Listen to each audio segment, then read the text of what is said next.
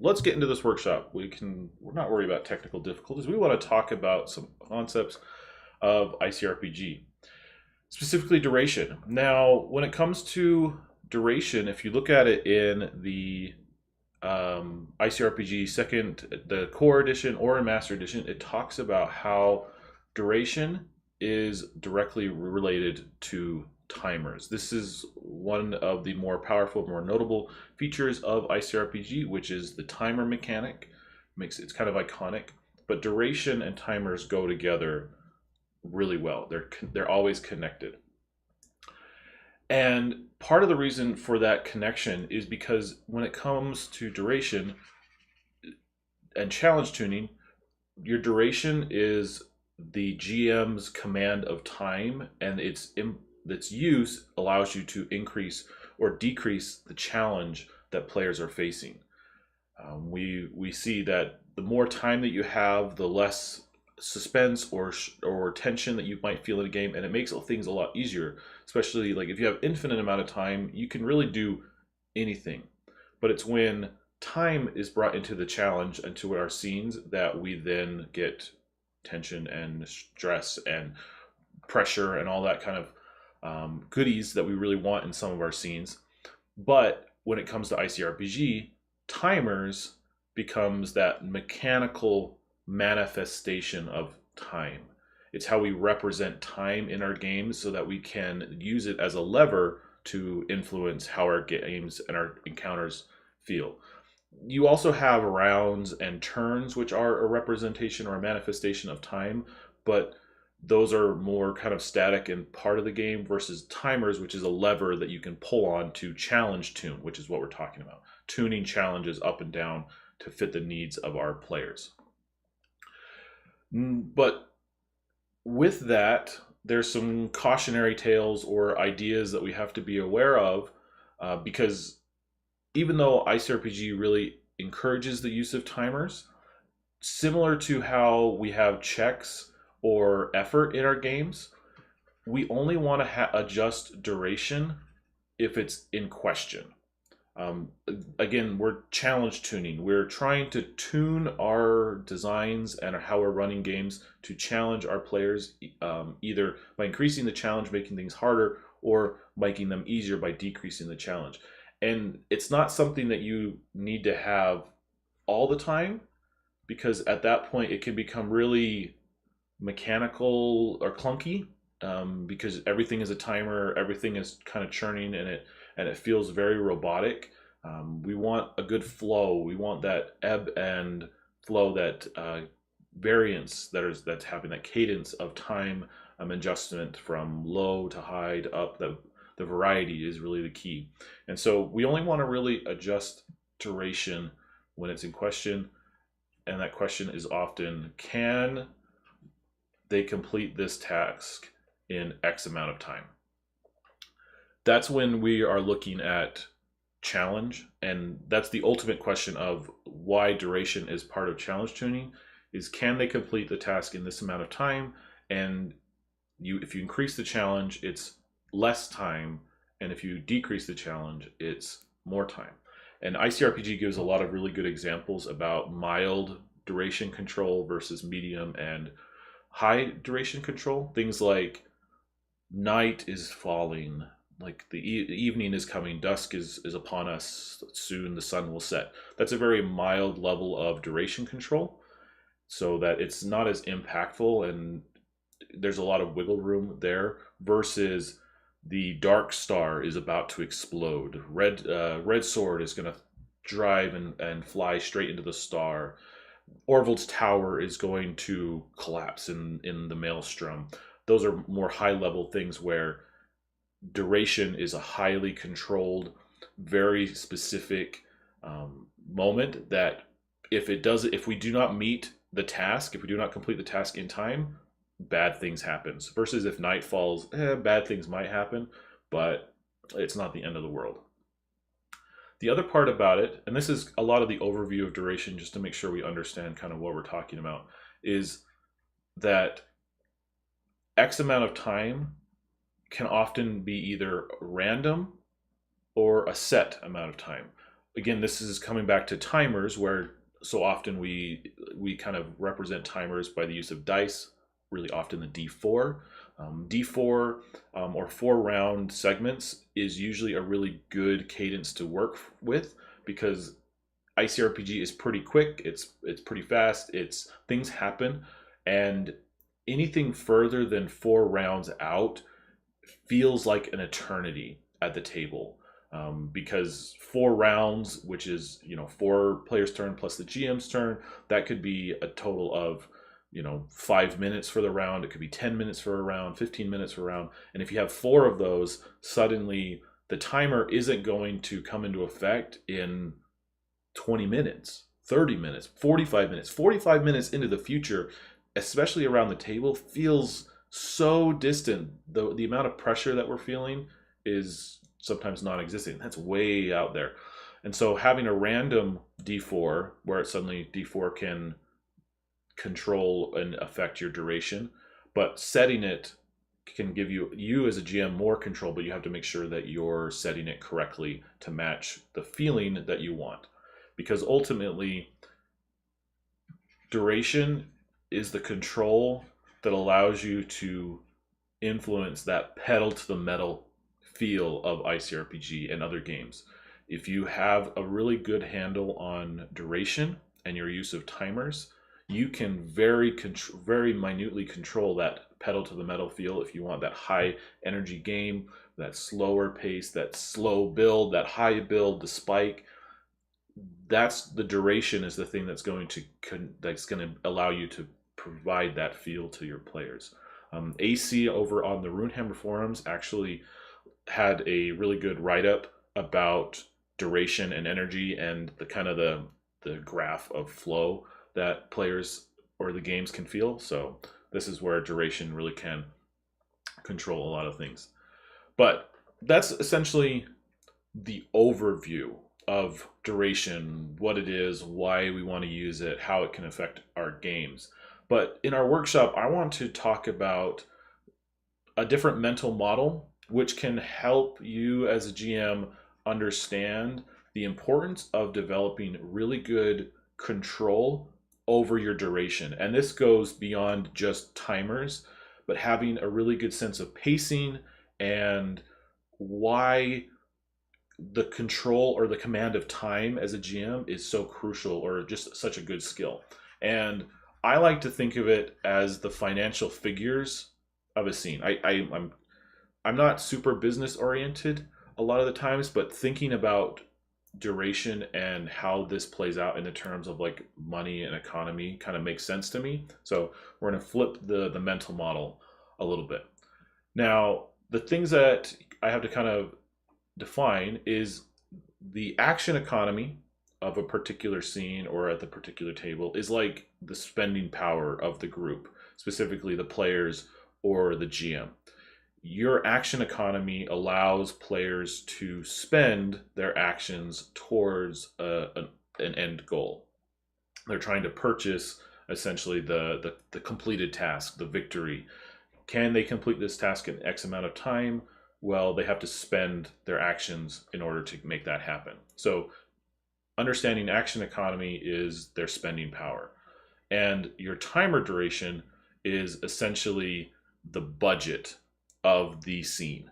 So depending on your timer duration, you may have a larger budget of spending power, which allows them to spend more of their action, spend more of their money towards completing the task. But if you have a shorter timer duration, then the budget is smaller, it's a lot tighter, and therefore you can feel the squeeze of every dollar counts, every action counts a little bit more, and you have to be really wise and frugal with how you spend your actions. So anyone who's dealing with financial budgeting, I'm hoping this makes sense. If we're thinking financially, I think we've all been there. So let's look at the players' spending power, for example. So if we have in round one, each player, the red player, green player, blue player, they all have one action. And specifically in ICRPG, they have one action and one movement. So if our round, if we only have a duration timer of 1, that gives the players a spending power of 4, which is not a lot. It makes it really tight, and it makes that challenge so much harder. And this is, again, challenge tuning. So they have 4 actions to accomplish something, and depending on what they're doing, it can increase the challenge a lot. But if we add in a second round, for example, then each of the players gets an additional action. They get a little bit more spending power. So now it's red player gets 2 actions and 2 moves, green player gets 2 and 2, blue and pink are the same way. But in total, the players now have 8 total actions in that duration to do something. The budget expands, it makes it a little bit easier. And this goes on and on. For every round that you add, you're giving your players essentially a little bit more spending power to work out and pay for that eventual completed task, that eventual victory. Can you accomplish this thing in 4 rounds using 16 actions? That's your spending power. Use it wisely. The one thing to keep in mind is that player actions are typically very fixed. In ICRPG, it's stated that every player gets 1 action and 1 movement. That's a fixed rate of power or a fixed rate of action that players can use, and it's dependent on the number of rounds that you give them as the GM that provides the challenge. The caveat, though, is it's fixed with a little asterisk, because this is your first thing to keep in mind as a GM. The system is set up to be a fixed rate for their spending power, but you can, as a GM, you can give them a little bit extra. You can tweak that spending power by giving them extra actions, allowing players to stretch their turns a little bit, or giving them NPCs, additional quote-unquote players that have actions to do things. So as a GM, what you're doing is every time you allow an extra action, like, oh yeah, you can do this thing, that thing is really simple, that's a free action, you can do that, and then you can use your real turn to do something. Or, hey, could I do this thing? Could I run over here, grab the sconce, and then throw it? Or can I bust down the door and then attack as I bust through the door? That's, as a GM, you're stretching, you're allowing a player to stretch their turn a little bit, giving them a little bit more spending power with their action. Or if you grant them an NPC, a hireling, or an aide, a companion, you're allowing them to have a little bit more spending power. Why is that important, though? Well, the challenge tuning of duration is based on that fixed rate of spending power. And every time that you allow those things, it's stretching the budget a little bit more. And if you give them more actions and more turns, you're essentially making it easier for them. You're slowly tuning it so that the challenge is decreasing. But if you're really stingent on those things and you're very set in you get 1 action and 1 movement, that's what it is, you're essentially making the budget much tighter and much less flexible, which increases the challenge.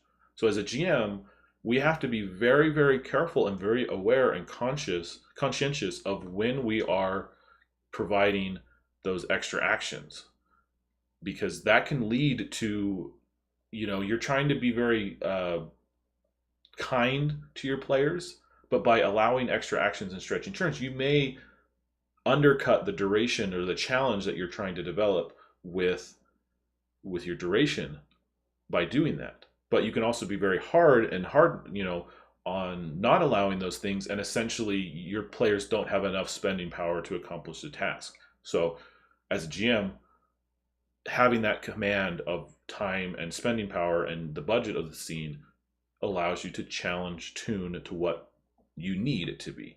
Because challenge tuning is not about setting the challenge to the ultimate hardest thing ever. It's about tuning the challenge to what your players need it to be or what you want it to be, so that they can have a fun, enjoyable time.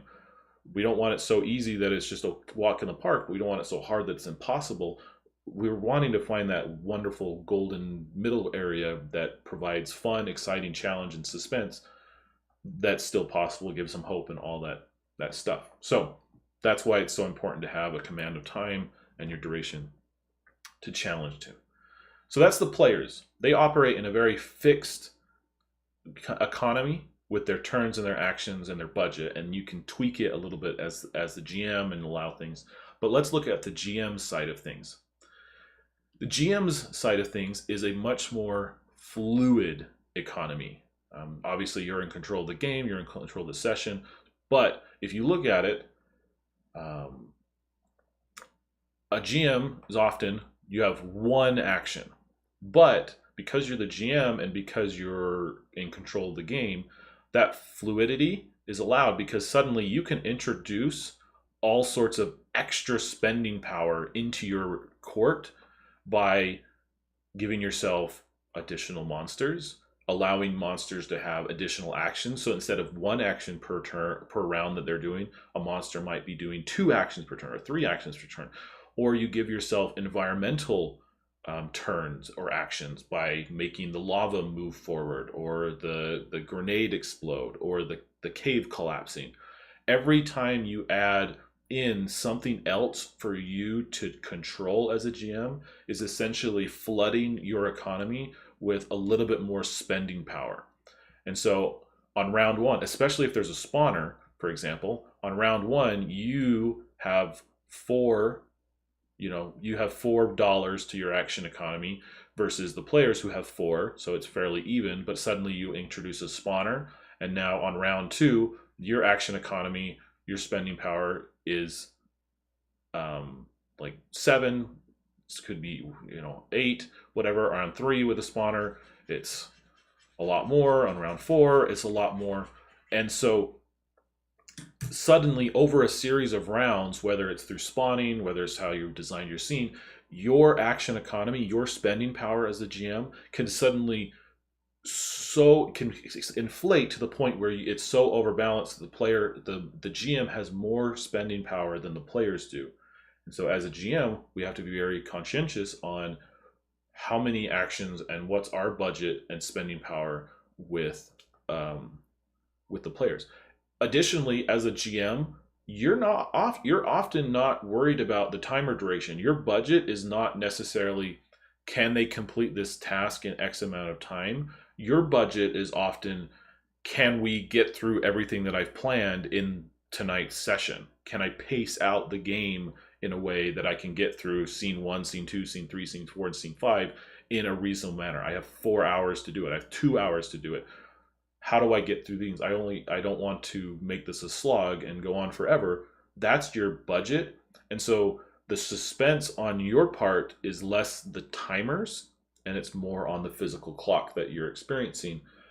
And whatever, it's really, can they complete this task in X amount of time is for the players who are trying to come out victorious. But the GM, it's, can I pace this game well? Can I do all those kind of things? Can I make it fun and exciting? Can I keep the energy up? Do I, not slogging it down? But again, this economy that we're playing with between a fixed player economy of actions and a GM's very fluid action and budget is something, again, we have to be very careful of and very conscientious of. Just like stretching a player's turn can change the challenge duration, or the challenge tuning that we're getting from duration. By giving ourselves more actions and having more spending power as a GM, the duration that we place upon our players can become so overweighted that the challenge is super hard and no longer fun, or it's super low, because if instead of growing as an action economy, I have a very set in stone one, and as players kill out monsters, my action economy goes down. Suddenly I have 1 monster on the field, I get 1 action, and the amount of time left is not equal to the challenge that I want, and therefore it goes down. And again, these are all to the control that we're looking for as players and GMs. We want to have a really good handle on this duration and what it means to work through these kind of questions on the fly in our games to really increase our chances of having a really meaningful encounter by using duration as part of our challenge tuning. So that's a financial kind of figures of it. Now there's one other aspect to all of this economy and this kind of financial figures that comes into effect that's less about duration, but it comes back to how some of the gameplay works, and that is specifically how duration and initiative play into one another. So the combination of duration and initiative, or less about like initiative and more about just how the turn order goes, is your access to necessarily like a hard mode. And we see this currently in Crown and Skull and their use of phases to encourage choice. It makes choices more meaningful. And in ICRPG, we can achieve this as well. But again, every time that we are adjusting the initiative, it can affect the challenge tuning. Let me explain. So in our action economy, our spending power of our players, we also have every round a turn order that's happening, because we're often always in turns, which means we want to make sure that you go and then the next player goes and the next player goes and so on. So if we look at it, we have, say, a fighter goes first, and then the rogue does their action, and then the healer does their action, and then the mage does their action, and then the GM. So in a turn order, this happens and this happens and this happens and this happens. Well, if we look at the idea of a fixed, economy, that can introduce really meaningful choices and really up the challenge a little bit, because you now have to plot out your use of actions and time them correctly to get the most impact. The fighter is going to do something, and then the rogue is going to do something, but then the healer needs to heal someone at that specific time, and then the mage does their spell. And so in order to complete the task, it's not only can we do it in 16 actions, it's we have 16 actions to use. What is the order in which we do that? Well, using that duration and that fixed economy, if we have a very fluid, open-ended kind of initiative order where everyone can kind of jump in and out of when they can do it, as a whole table, you can optimize your actions so that they have the most impact to the game and they're the most efficient, so that your use of your dollars, you're being very frugal and you're very wise with your spending, is very clean. Just like spending money, it's like, okay, I need to pay this bill first, and then after that I'll get paid, and then we'll get this, and then we'll be able to make it through the month if we time everything correctly. But this is where the hard mode comes in. Okay, is if you turn that fluid initiative order and you turn it into a very fixed state where the fighter must go first, the rogue goes second, the healer third, the mage fourth, and then the GM, suddenly you're adding an extra constraint of consideration that you have to optimize for. You're no longer having the flexibility to say, okay, this turn, healer, heal the fighter. He needs some extra points so he can run into the tank and run in and tank the monster. He's going to take some auto damage, and he can't do that unless you heal him first. So if we do that, he can deal some damage, and we should be good to go.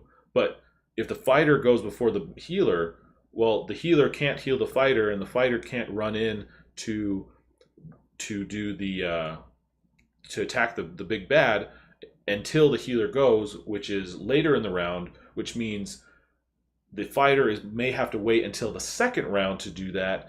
And now what's going to happen on the GM's turn, and we've just wasted a turn, but we only have this amount of time. You can see how suddenly you can suddenly see how turning this dial up and having this fixed initiative order impacts duration and challenge.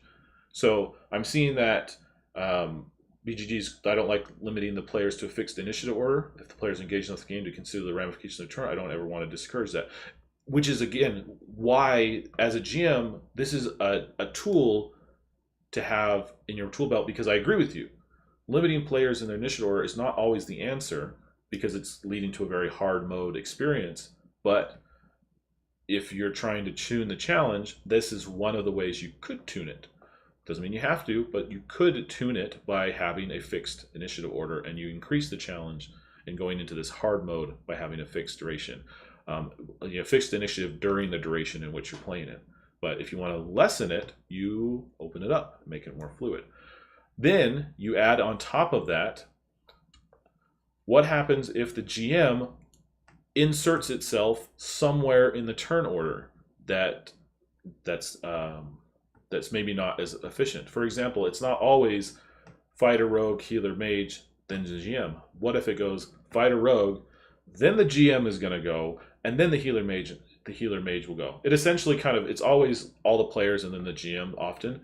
I won't normally not say always, but it's often that way. You can insert yourself somewhere mid round, or in certain cases, you could even insert yourself twice in a round. You can insert yourself in a popcorn fashion where it's changing all the time. And so this is where having that understanding of the financial figures of the scene, the duration that you're working in, the fixed rate of economy, along with the GM's spending power, inserting yourself at different times can raise or decrease the challenge. And this is ultimately what we're getting at. So it's not for everybody. It's not something that I'm recommending that you do all the time. But if you're looking to really have a good command on this aspect of challenge tuning, these are the types of things that we're considering and you want to have in your back pocket, because they're going to be able to provide more opportunities for duration control and that command of challenge, that challenge tuning.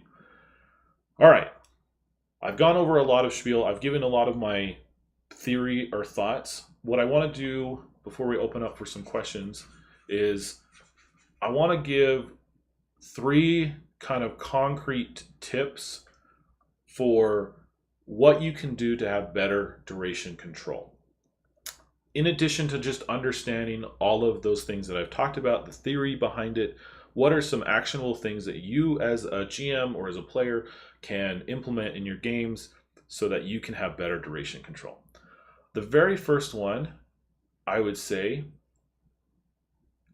is know your player's game speed.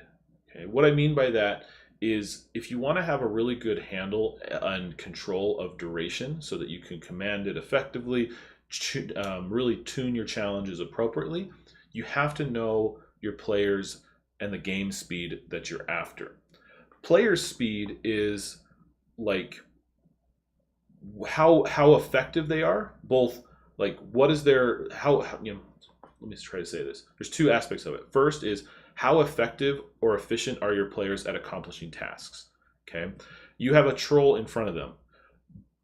Based off their build, their play style, how they work together, all those kind of things, your player group overall can be really efficient, and they could chew through a troll, even though it might have 3 hearts.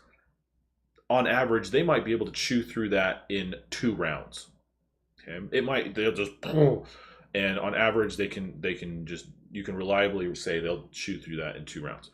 Versus another group of players that fighting a troll based off their abilities, their loot, all the things that are on hand, their ability to accomplish the task may be a little bit slower. It may take them 6 rounds to burn through a troll's hearts, and that troll, and defeat that big bad. Okay, so when we're working through those challenges or understanding the average player's speed at how efficient they are accomplishing tasks, that can give you information on what kind of duration that you want to use.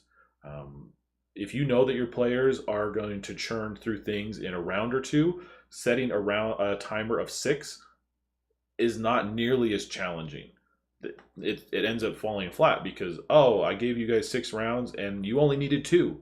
Man, you guys are really effective and really efficient with your spending power. So, okay, but if I want to increase the challenge and have better duration control, well, I need to know that so that I'm not giving you 6 rounds, I'm only going to give you 4. Okay, now we're playing in some way, and that's where your players can feel it.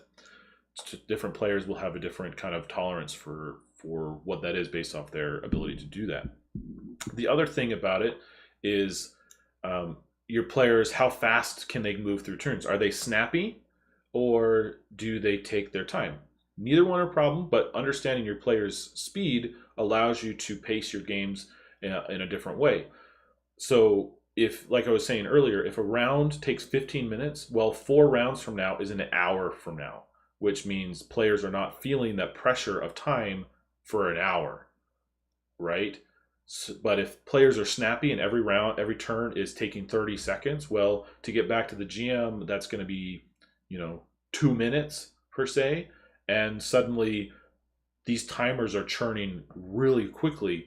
And so that sense of duration is going to be a lot greater. So understanding your player speed as well as your game speed, not understanding the type of game that you want. This kind of touches on AC's concept of energy versus duration, where if you look at your game and the speed that you're going for, you may want a slow build over the course of hours. So you plan out how your durations are going to go. You work through those things. You're wanting a really pulpy game. You want that really snappy turnaround in 2 hours. We're going to get through 5 encounters.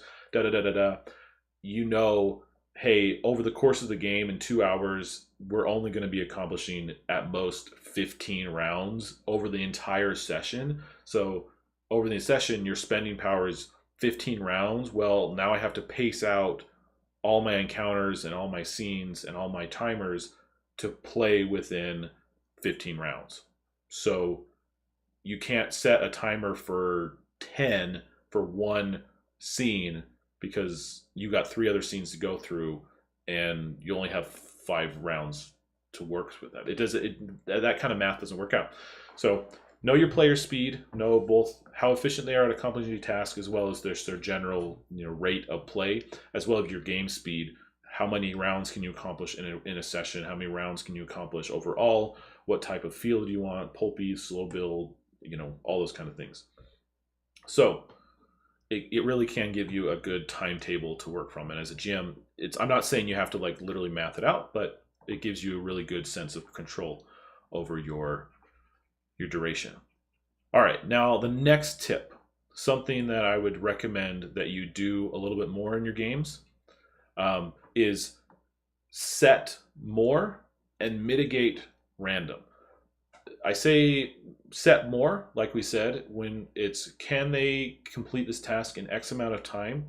As a GM, if you want to have a little bit better duration control, you need to become more comfortable and more efficient about setting your timers appropriately. This comes from familiarity with your players, familiarity with your own pace, a sense of control and command of time in your games. But to have better duration control, if you can set the timer more and you can set it correctly, then you can be very specific about how you challenge your players and have that really good challenge tuning control. So instead of saying, okay, for this round, I'm going to roll a D4, I'm going to give them 3 rounds. I'm going to give them 5 rounds. I'm going to say in 2 rounds, this is going to happen. And then 2 rounds after that, this is going to happen. You can become way more in control of how the pacing of your game goes by setting your timers and how you're challenging your players through that duration. But that doesn't mean you want to forego randomness altogether. Some of the most suspenseful, exciting games happen because the dice gods have spoken, the randomness has occurred. If you're playing on the last flight of the Red Sword, you have D4 rounds until the Dark Star, the Red Sword engines ignite and they blast off into the Dark Star, and anyone who's still on board is going with them. If you roll a 1, hey, that's not really cool. You're at the back end of the ship. There's not a lot of options. You're going to have to be really specific about how you can get through. There's a good chance that someone's not going to make it. You might have to blast out the back end of the hole, jump into space, and hope your warp shell can pick you up. Like, by having the randomness, you've really tightened that budget. So what can you do in 4 turns? Versus D4 rounds, and you suddenly get a 4. Again, this can feel like an eternity where the timer never comes into play. It's not going to be the end of session. We're not going to be able to finish it. It's never, So understanding how to mitigate that randomness in an effective way while still providing that randomness suspense is really important. Ways that you can do this is by having throughout the ones, throughout the fours, it's D4 plus one, it's D4 minus one, minimum of two, minimum of one. Use a D6, use a D4, use a D8. It's 2D4 or it's whatever. Like finding all the different ways to mitigate the randomness is really kind of key to do this, so that the randomness field can be part of your control, and you're not at a loss, you're not out of control as a GM when the dice speak. I'm not saying fudge it. What I'm saying is find ways to use the system to mitigate that randomness and remain in control of your duration. Now, the last tip that I'll say is you can start doing this in your games by addressing time as you go. Better control in your games means having the ability to address the time as it's happening. Your timers may be hidden in the sense of what's going to happen. Something is going to happen. You don't have to reveal exactly what's going to happen all the time. But as the timer is ticking down, you are talking about it with your players as it goes.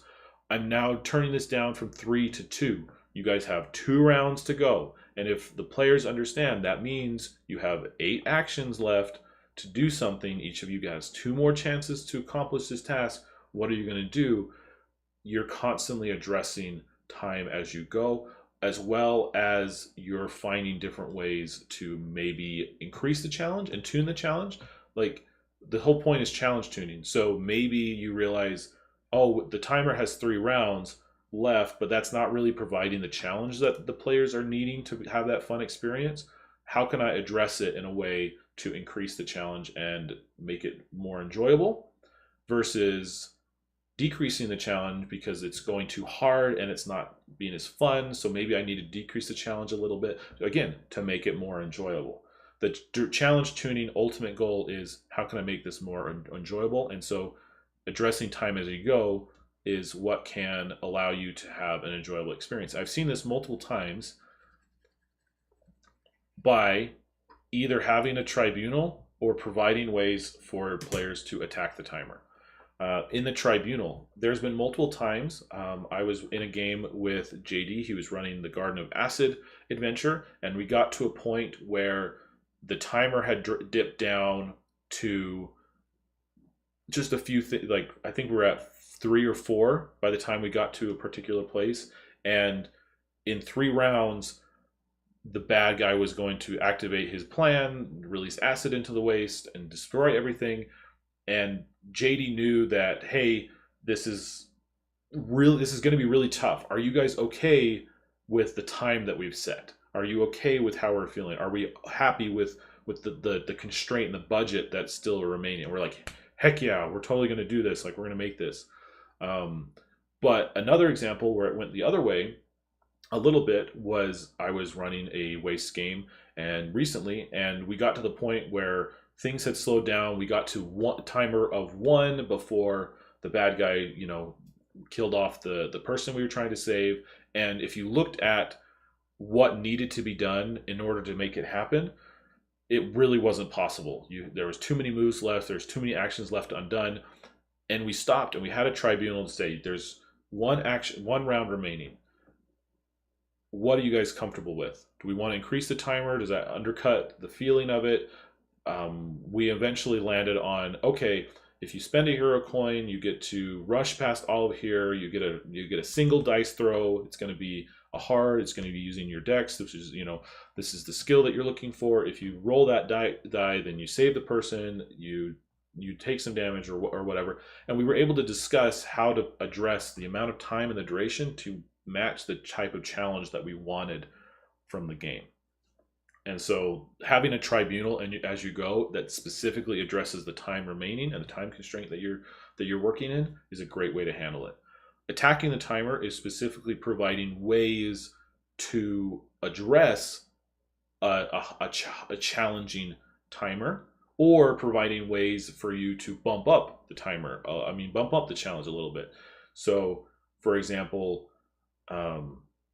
maybe you can do something that delays the timer a little bit. So instead of going down this next round, it pauses, it gives you another round, it increases your spending power, it loosens the budget a little bit like we're talking about, and players have the choice of spending their action to do that versus doing something else that they want.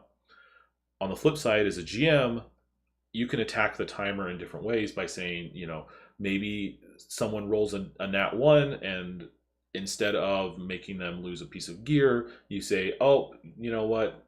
I'm going to drop the timer down a little bit. I'm going to do this, and it's going to bump up the challenge a little bit. You can attack that timer in different ways. You can have increasing speed of spawning. You can, that pushes things along, or there's now 10 monsters in the thing. The timer is going to drop down by 2 this round, so on and so forth. So as a player and as a GM, having opportunities to attack the timer, just like you might attack the target, is a really good way of handling and a way to get better at duration control. So again, these are 3 tips that I just highly recommend. Excuse me. And they're things that you can implement in your games right now. It's things that I implement in my games, and I've seen them work out really well to have better duration control. So essentially, let me not restate what's going on there.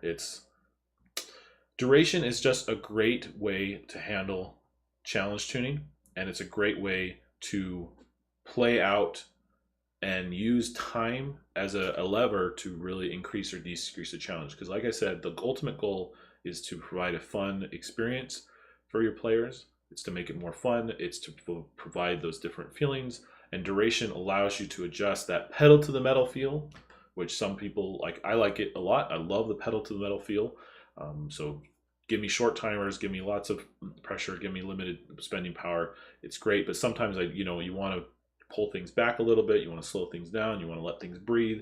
Duration is the thing that's going to allow you to have those controls. So we got a little bit of time left. Welcome, and I appreciate everyone who's tuned in so far. If there's any specific questions about duration or challenge tuning in general, I would love to talk about those for a few minutes. You can drop those in the chat. Otherwise, we will jump on out of here, get started throughout the day, and we'll look forward to all sorts of games in this end of the year season.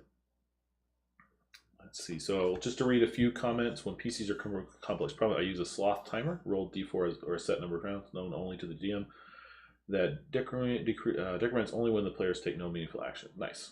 That's again a really interesting and fun mechanic to have in your back pocket. It allows you to have better control over the duration, which provides a way to increase or decrease the challenge to have a fun and enjoyable experience. Good idea.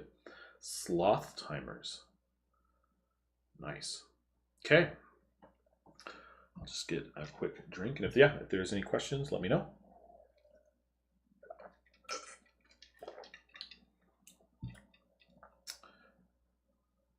All right. So Jade asked, Jade's Tabletop Tavern, welcome. You may have covered this, but in general, how many monsters are too many?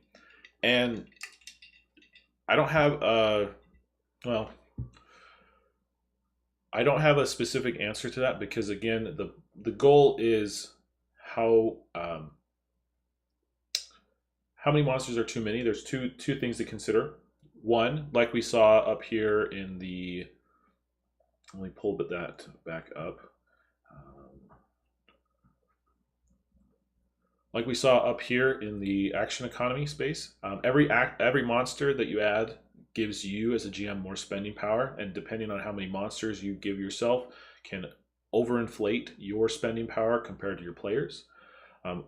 That's not to say that you need balance in your games, in the sense that it's perfectly, you have 4 actions, players have 4 actions or whatever. But again, the more spending power you have, whether it be through monsters, bonus actions, or whatever, then you're increasing the challenge that they're playing against, because over the course of a duration, then you're able to spend more against the players than they can spend against you.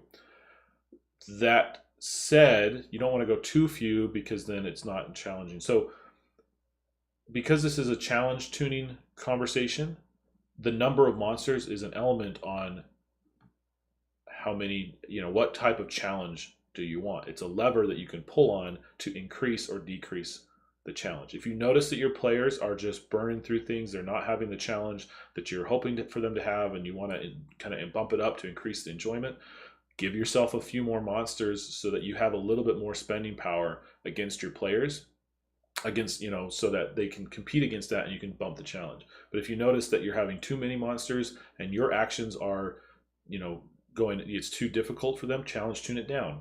The other part about it is, outside of the action economy space, too many monsters is, if it gets to the point where your turn as a GM feels like a slog, and the amount of time it takes you to complete your turn is out of balance with the amount of time a player takes to complete their turn, you have too many monsters.